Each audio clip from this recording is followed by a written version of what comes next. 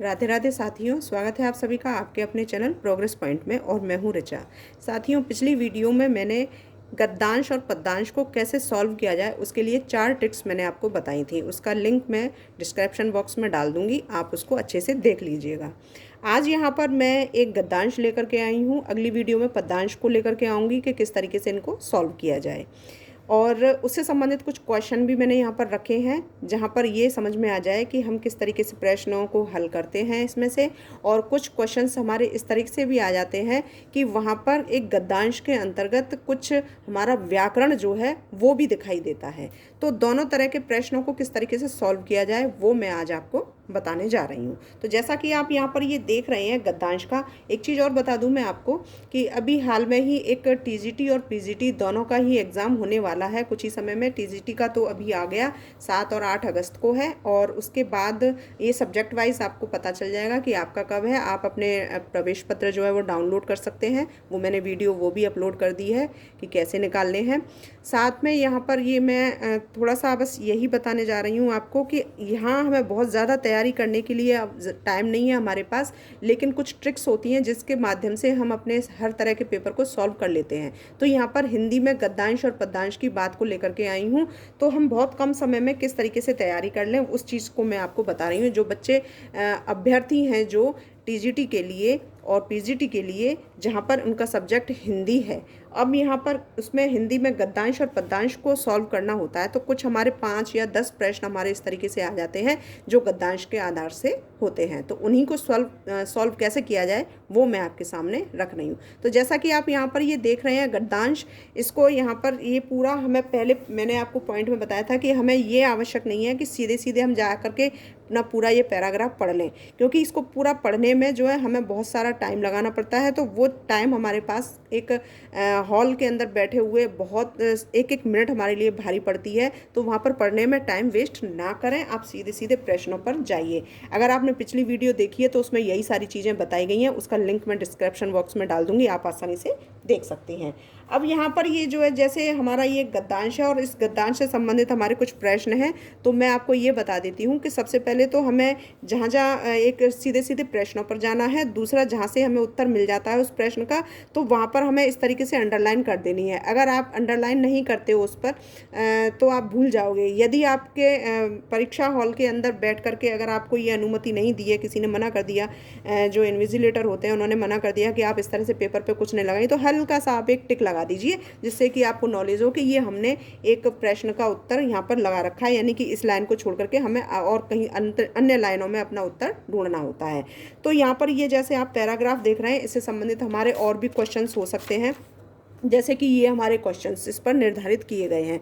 अब मैंने यहाँ पर उत्तर पहले से ही लगा रखा है, आंसर उसका टिक जो है, ताकि आपको आसानी से समझ में आ जाए, दिखाई दे तो। लेकिन मैं आपको ये पैराग्राफ जहाँ पर है उसके अंदर भी बता दूंगी कि कैसे हमें इस चीज़ को देखना होता है, क्योंकि बिना पढ़े हम पैराग्राफ को सीधे सीधे क्वेश्चन की ओर जाना होता है और वहाँ पर क्वेश्चन को पढ़ना होता है बस। जैसे कि इसके अंदर दे रखा है, गीत कविता बच्चों के जीवन में रच बस जाएं, यह माता पिता को पसंद नहीं है, क्योंकि इससे बच्चे। अब हमें यहाँ पर ये तो टिक लगा हुआ है, इसको अभी आप भूल जाइए, हमें ये देखना है कि इसका तात्पर्य क्या है। अब आप पैराग्राफ की तरफ यहाँ पर जाएंगे, तो यहाँ पर अब जैसे सबसे पहले आपने ये देखा कि हमारा क्वेश्चन नंबर यहाँ पर ये मैंने टिक लगा दिया था, ठीक है। तो यहाँ पर ये है कि माता को लगता है ऐसा करते हुए तो वे उस राह से भटक जाएंगे जिस राह पर वे उन्हें चलाना चाहते हैं। यानी कि जो माता पिता के विषय में बात रखी है यहाँ पर कि गीत कविता बच्चों के जीवन में रच बस जाएं, यह माता पिता को पसंद नहीं है। यानी कि जो गीत और बच्चों को ज़्यादा इंटरेस्ट होता है, गीत और कविताएं, गाने, संगीत इत्यादि में,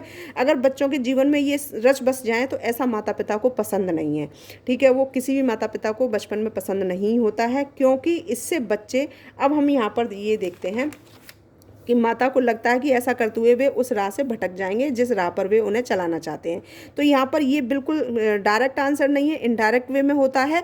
तो वहाँ पर वो क्वेश्चन की जो हमारी एक क्या डिमांड है उसको देखना होता है, और यहाँ से आप अपना उसको ऐड कर सकते हैं।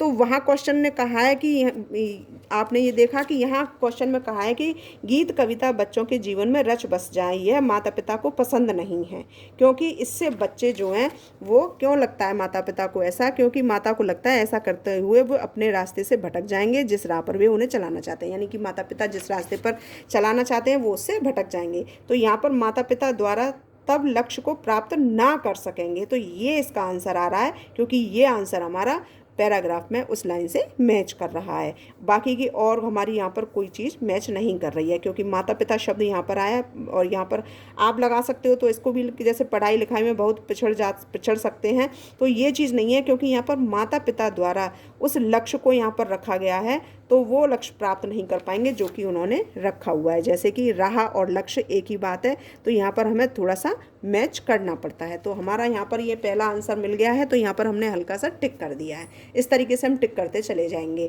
तो ये हमारा हो गया यहाँ पर ऑप्शन बी आंसर पहले का। अब जैसे दूसरा क्वेश्चन हम देखते हैं कि गीत कविता के बारे में कौन सा कथन सही नहीं है। जहाँ पर नहीं शब्द आ जाता है वहाँ पर हमें और अच्छे से देखना होता है। तो अब यहाँ पर यह है कि गीत कविता के बारे में कौन सा कथन सही नहीं है। तो इनमें से अब हमें ये देखना है कि यह संस्कृति का अभिन्न हिस्सा है, यह जीवन शैली का स्वाभाविक हिस्सा है, यह भाषा सृजनात्मकता को पोषित करते हैं, और ये तो तीनों में यहाँ पर पॉजिटिव दिखाई दे रहे हैं। परंतु यहाँ पर अगर हम देखते हैं कि समाज में इनकी व्यापकता सहमति नहीं है, तो ऐसा नहीं है, समाज में इसकी पूरी तरह से सहमति होती है, इसीलिए यहाँ पर ये एक नेगेटिव यहाँ पर दिखाई दे रहा है। बाकी तीन हमारे मैच कर रहे हैं, तो यहाँ पर नहीं से आंसर हमारा मैच करता है ऑप्शन डी। यहाँ पर अगर हम देखते हैं तो ये कि अवसर हुआ करते थे। यहाँ पर दूसरे का अगर हम देखते हैं उसमें, जैसे कि गीत कविता के बारे में कौन सा कथन सही नहीं है, तो यहाँ पर जैसे हम कहें कि अवसर हुआ करते थे, तो यहाँ पर एक ऐसा अवसर जहाँ पर हुआ करता, तो ये भी एक अभिन्न हिस्सा दिखाई दे रहा है, जीवन शैली का एक स्वाभाविक हिस्सा है, और सृजनात्मक को भी ये पोषित करता है। तो यहाँ पर ये देखते हैं कि हमारी संस्कृति और समाज में गीत कविताओं की जो जगह थी वे जगह लगातार संहित हुई हैं। गीत सुनने सुनाने को अवसर हुआ करते थे, तो ये हमारा मैच कर रहा है, यानी यहाँ पर पॉजिटिव है तो थे। स्वाभाविक हिस्सा था, ये भी हमारा यहाँ पर एक मैच कर रहा है। तो इस तरीके से जहाँ पॉजिटिव हमारे मैच कर रहे हैं वो हमारे नहीं आएंगे, क्योंकि यहाँ पर नहीं शब्द दे रखा है। और इसमें जैसे हम डी को देखते हैं तो यहाँ पर हमारा डी आंसर यहाँ पर नहीं के रूप में सही बैठ रहा है, तो आंसर हो गया इसका डी। तीसरा क्वेश्चन हम देखते हैं कि शिक्षा व्यवस्था गीत कविता को किस दृष्टि से देखती है। तो यहाँ पर हम देखते हैं कि शिक्षा व्यवस्था जो है वो गीत कविता को किस दृष्टि से देखती है। अब तीसरे को हम यहाँ पर ये देखते हैं, तो शिक्षक और शिक्षा अधिकारी चाहते हैं शिक्षक पहले परीक्षा परिणाम बेहतर हो इसके लिए काम करें। तो यहाँ पर हम ये देखते हैं कि यहाँ पर जो शिक्षा व्यवस्था की जो गीत कविता को किस दृष्टि से देखती है कि बाधक के रूप में। अब यहाँ कहेंगे साधक के रूप में, सहयोगी के रूप में, संपूरक के रूप में, तो वो चीज़ यूँ नहीं आएगी, क्योंकि हम यहाँ सबसे पहले यहाँ पर हमने जैसे क्वेश्चन देखा था कि माता पिता द्वारा लक्ष्य को प्राप्त, तो ये एक विरोधी तत्व मानते हैं और यहाँ पर एक बाधक के रूप में आ गया। क्योंकि कोई भी शिक्षा व्यवस्था की, यानी कि एक शिक्षक के माध्यम से हम देखते हैं, तो यहाँ पर शिक्षा और शिक्षा अधिकारी जो है वो ये चाहते हैं सबसे पहले कि गीत और परीक्षा ये तो केवल कुछ समय के लिए हमें नॉलेज देने के लिए होती है, लेकिन अगर हम को इसी के ऊपर डिपेंड हो जाए पूरी तरह से, तो वहाँ पर एक शिक्षार्थी जो है वो अपनी परीक्षा से अपने जो भी उसकी नॉलेज है उसको अपने अंदर लाने से वो कहीं ऐसा ना हो कि वहाँ से हट जाए। तो यहाँ पर शिक्षक भी यही चाहता है, माता पिता भी यही चाहते हैं और शिक्षा अधिकारी भी यही चाहते हैं कि पहले परीक्षा परिणाम बेहतर हो उसके लिए काम किया जाए, बाद में अन्यंत्र काम है। तो गीत कविता जो है वो बाद के अन्यंत्र के कामों में आती है, तो यहाँ पर बाधक के रूप में हम इसको देखते हैं, तो आंसर होता है इसका ए। अगला क्वेश्चन जैसे देखते हैं, जैसे इसके अंदर अब ये अगला क्वेश्चन आता है कि अनुच्छेद के आधार पर गीत कविता के बारे में कौन सा कथन सही नहीं है। तो फिर यहाँ पर ये नहीं हमारा शब्द आ गया है, तो इसके माध्यम से हम ये देखेंगे कि स्कूल और परिवार की महत्ता को समझ नहीं रहे हैं, तो ये भी नहीं हो सकता है, बच्चे समझ रहे हैं। इनमें बच्चे अपनी राह से भटक जाएंगे, ये चीज़ हमारी मैच होती है। क्यों? क्योंकि यहाँ पर अनुच्छेद जो दे रखा है, यानी कि जो पैराग्राफ दे रखा है, उसके आधार पर गीत कविता के बारे में कौन सा कथन बताया गया है, तो वो बिल्कुल यहाँ पर यही सही बैठता है कि वो अपनी राह से यहाँ पर भटक जाएंगे, क्योंकि इसी चीज़ के ऊपर यहाँ पर डिपेंड रखा गया है पूरा पैराग्राफ। तो बाकी सब यहाँ पर अलग है। ये क्वेश्चन हमारा पहले ही क्वेश्चन में माता पिता के विषय में बताया गया था, वहीं से मैच खा रहा है, तो हमारा ऑप्शन बी आंसर के रूप में यहाँ पर आता है। अब देखते हैं हमारा 5th नंबर का क्वेश्चन कि बच्चों के लिए लक्ष्य कौन निर्धारित करता है। तो जाहिर सी बात है, स्वयं बच्चे तो कभी नहीं करते हैं, और उसके बाद स्कूल को भी अगर हम लेते हैं तो स्कूल का भी कोई दायित्व नहीं होता है, वहाँ पर केवल वो अपनी एजुकेशन लेने के लिए जाते हैं और शिक्षा अधिकारी भी इसमें कोई सहायता नहीं करता है। यहाँ पर जो बच्चों के लिए एक लक्ष्य कौन सा निर्धारित होता है, उसके लिए जो निर्धारित करता है वो स्वयं माता पिता होते हैं। तो वहाँ पर आंसर हमारा माता पिता के रूप में होगा और इसमें माता पिता पर ही सबसे ज़्यादा सबसे पहले क्वेश्चन के रूप में दर्शाया गया है। अगला क्वेश्चन देखते हैं। तो यहाँ पर अब यहाँ पर ये देखा जाए कि क्वेश्चन नंबर 6 के अंतर्गत ये हमारा यहाँ पर पूरी तरह से ग्रामर का आ गया है।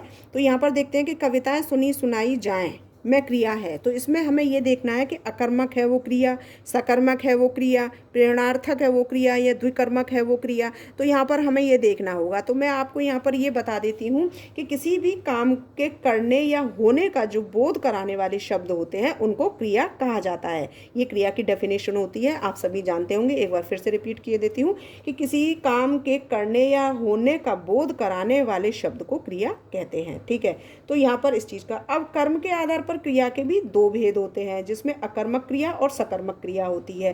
तो यहाँ पर ये हमारे दो भेद हो गए, अकर्मक क्रिया और सकर्मक क्रिया। तो यहाँ पर आप ये इस चीज़ को दोनों को देख रहे हो। अब यहाँ पर क्वेश्चन को हमें पढ़ना होगा। तो मैं पहले थोड़ा सा अकर्मक के विषय में भी बता देती हूँ कि जैसे अकर्मक क्रिया है यहाँ पर कि जिस क्रिया का फल कर्म पर ना पड़कर कर्ता पर पड़ता है। जैसे कि अब इसमें एक ट्रिक बता देती हूँ मैं आपको, कौन, किसे, किसने, यानी कि यहाँ पर अब ये चीज़ जो आएंगी जैसे कौन, किसे और किसने। यहाँ पर क्या होता है कि जैसे कि यहाँ पर बच्चे जो है वो हंस रहे हैं। मैं एक उदाहरण दे देती हूँ आपको, जैसे बच्चे हंस रहे हैं।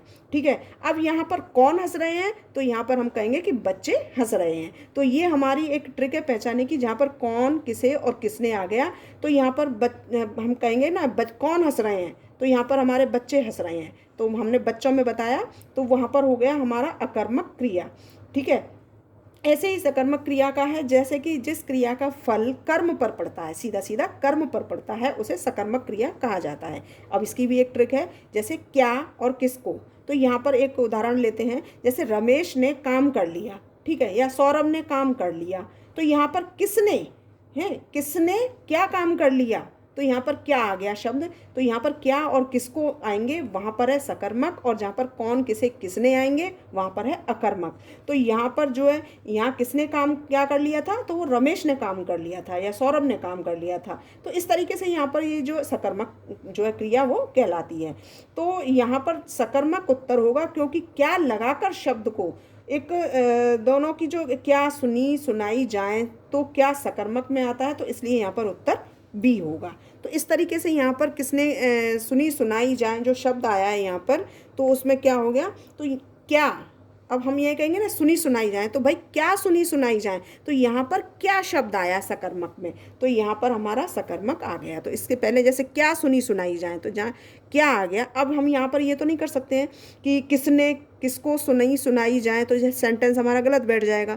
सही सेंटेंस बनाने के लिए तो हम यहाँ पर रखेंगे कि किसने किसने सुनी क्या सुनी सुनाई जाए। तो यहाँ पर वो कहानी भी हो सकती है, कुछ उदाहरण भी हो सकते हैं, कुछ एग्जाम्पल, कुछ भी हो सकता है। तो यहाँ पर क्या शब्द आएगा इससे पहले, तो वहाँ पर आता है हमारा सकर्मक। तो आंसर हमारा हो जाता है व्याकरण के आधार से यहाँ पर 6 नंबर पर बी आंसर है सकर्मक। ठीक है, अगला क्वेश्चन देखते हैं। जैसे इसके अंदर दे रखा है सांस्कृतिक में प्रत्यय है। तो अब यहाँ पर हमें ये देखना है कि सांस्कृतिक शब्द में जो प्रत्यय है वो क्या है। तो हमें यहाँ पर मैं आपको बता दूं कि प्रत्यय जो शब्द के अंत में लगता है उसे कहते हैं। ठीक है, यानी कि प्रत्यय हमेशा शब्द के अंत में लगता है, उसे कहा जाता है। तो यहाँ पर एक शब्द जो है वो सही होगा, जैसे ऑप्शन सी। अब यहाँ पर ये सही होगा क्योंकि सांस्कृतिक में अंत में ई की मात्रा के साथ क है। तो एक यानी तो यहाँ पर जो है एक उत्तर होगा, क्योंकि तिक व कृतिक दोनों शब्द रूप में है, परंतु उच्चारण में एक आ रहा है, तो उत्तर सी होगा। उच्चारण में क्या आ रहा है, सांस्कृतिक। ठीक है, तो यहाँ पर आंसर आएगा। अब कृतिक नहीं लिख सकते, तिक नहीं लिख सकते, का नहीं लिख सकते। अब यहाँ पर उच्चारण में क्या आ रहा है, यहाँ पर एक, तो एक शब्द यानी सांस्कृतिक, इक यानी ई और का उच्चारण हो रहा है, तो यहाँ पर आंसर आएगा हमारा ऑप्शन सी। अगला क्वेश्चन जैसे हम देखते हैं कि मंजूर का समानार्थी शब्द है। तो यहाँ पर मंजूर का जो समानार्थी होगा क्या होता है, जैसे भाई मुझे मंजूर है, मुझे स्वीकार है, ठीक है। तो भाई एक्सेप्ट करना है किसी चीज़ को, तो वहाँ पर इंग्लिश में तो हम एक्सेप्ट कह सकते हैं, परंतु यहाँ पर हम देखते हैं कि मंजूर, मंजूर शब्द का जो समानार्थी पूछा है एक जैसा, उसका कौन सा हो सकता है। तो क्या पसंद हो सकता है, नहीं होगा। प्रस्ताव हो सकता है, नहीं होगा। अच्छा हो सकता है, नहीं होगा। यानी मंजूर को हम दूसरे रूप में देते, क्या तुम्हें मंजूर है, यानी कि क्या तुम्हें स्वीकार है। तो यहाँ पर हम हाँ ना जो भी उत्तर होता है, लेकिन यहाँ पर इसका जो मैच कर रहा है वो कौन सा कर रहा है, ऑप्शन सी, स्वीकार, ठीक है। ऐसे ही अगला क्वेश्चन हमारा आता है इसमें, कविता में आए सुमन और कंटक किस भाव के प्रतीक हैं। तो यहाँ पर कविता में कुछ ऐसे चीज़ देखिए। सबसे पहले तो आप क्वेश्चन को ये देखिए कि क्वेश्चन क्या कह रहा है। कविता में ये दो शब्द आए हैं, ठीक है, सुमन और कंटक। तो वहाँ पर उसमें किस भाव, अब भाव को देखना है यहाँ पर हमें, किसी और इसका मतलब ये नहीं है, यहाँ भाव को देखना है। तो यहाँ पर भाव में अगर हम यहाँ पर भाव नहीं होता तो हम फूल और कांटे भी रख सकते थे, क्योंकि इनका अर्थ जो है सुमन का फूल होता है और कांटे का यानी कि कंटक का कांटे होता है, तो ये हो जाता है। लेकिन यहाँ पर भाव पूछा है, और ये भाव किसका होता है, सुख और दुख का, क्योंकि भाव में यानी सुख भी होता है जो फूल के समान होते हैं, और दुख भी होता है जो कांटे के समान होते हैं। तो यहाँ पर अगर अर्थ के रूप में पूछा जाता, समानार्थी के शब्द में पूछा जाता, तो हमारा ऑप्शन ए होता है इसमें। लेकिन यहाँ पर हमारा एक भाव से संबंधित पूछा गया है, तो यहाँ पर सुख और दुख दो चीज़ यहाँ पर बताए गए हैं, तो आंसर हमारा होगा ऑप्शन सी। और अंतिम प्रश्न इसका मैं आपको बता देती हूँ, जैसे इसमें दे रखा है कि नीचे दिए गए शब्दों में से सरित का समानार्थी शब्द कौन सा नहीं है। अब यहाँ पर नहीं शब्द आ गया, तो यहाँ पर मैं आपको बता देती हूँ कि जैसे नहीं शब्द आता है तो वहाँ पर हमें एक, हमारे तीन आंसर एक जैसे होते हैं और एक हमारा बिल्कुल अलग होता है। तो वहाँ पर आप इस तरीके से, जैसे कि सरित का अर्थ होता है नदी, और नदी यानी कि एक बहना, ठीक है। तो यहाँ पर तटनी जो है वो एक नदी का प्रतीक है, नद भी एक नदी का प्रतीक है, और प्रवाह भी एक का जो तात्पर्य होता है वो नदी का ही होता है, यानी कि बहना होता है। तो यहाँ पर ये तीन तो हमारे मैच कर गए। अब जयमाला इन तीनों से बिल्कुल अलग हट करके है। तो इस तरीके से हमें ये पहचानना है कि तटनी एक नदी का यानी कि सरित का ही एक रूप है, नद यानी नदी का भी ये भी एक रूप है, और प्रवाह इसके माध्यम से ही होता है। तो ये तीनों एक जैसे रूप में आते हैं, परंतु जयमाला जो है बिल्कुल अलग हट करके है। तो यहाँ पर इसका आंसर हो गया ऑप्शन बी। तो इस तरीके से पैराग्राफ के कुछ प्रश्न हमारे व्याकरण के आधार पर भी हो सकते हैं, और कुछ हमारे क्वेश्चन इस तरीके से भी हो सकते हैं जो पैराग्राफ के अंदर ही दिए रखे होते हैं। तो वहाँ पर हमें केवल प्रश्न को समझना होता है, और उसके आधार पर तब हमें पैराग्राफ की तरफ जाना होता है, और तब उसका आंसर वहीं, और जैसे ही आंसर मिल गया तुरंत उस पर हल्का सा नंबर लगा दिया या टिक लगा दिया, ताकि समझ में आए कि ये आंसर किसी उत्तर का, सॉरी किसी प्रश्न का था, इसीलिए इस पर टिक लगा हुआ है, ताकि उस पर समय हम व्यर्थ ना करें। तो ये इसकी एक छोटी सी ट्रिक थी। इसके लिए जो मैंने पहले 4 पॉइंट और ट्रिक बताई थी आपको, वो सारी चीज़ें भी मैंने पिछली वीडियो में डाल दिया था, उसका मैं डिस्क्रिप्शन बॉक्स में डाल दूंगी। साथ ही आपसे ये गुजारिश है कि जिन्होंने टीजीटी पीजीटी और या फिर अपना जो भी कोई एग्ज़ाम है सीटेट वगैरह इत्यादि, तो वहाँ पर अगर उसमें आपके ये इस तरीके से हिंदी सब्जेक्ट के अंतर्गत जो हमारे पूछे जाते हैं, तो वहाँ पर ये हमारे बहुत ज़रूरी कारगर सिद्ध होते हैं। तो आप उसके जहाँ पर आपके नॉलेज में कुछ ऐसे छात्र या छात्राएँ हैं जान पहचान वाले या परिचित हैं, तो वहाँ पर वीडियो को शेयर करना ना भूलें, और प्लीज़ वीडियो को लाइक करना ना भूलें। आप लोग वीडियो को तो देख लेते हो, परंतु आप लाइक करना नहीं जानते, तो लाइक नहीं करते हो, तो प्लीज़ प्लीज़ प्लीज़ आप वीडियो को लाइक करना भी बिल्कुल ना भूलें। पहली बार चैनल पर आए हैं तो चैनल को सब्सक्राइब ज़रूर कर लें, ताकि हर वीडियो का नोटिफिकेशन आपको समय से मिलता जाए। वीडियो देखने के लिए आपका बहुत बहुत धन्यवाद। नमस्कार।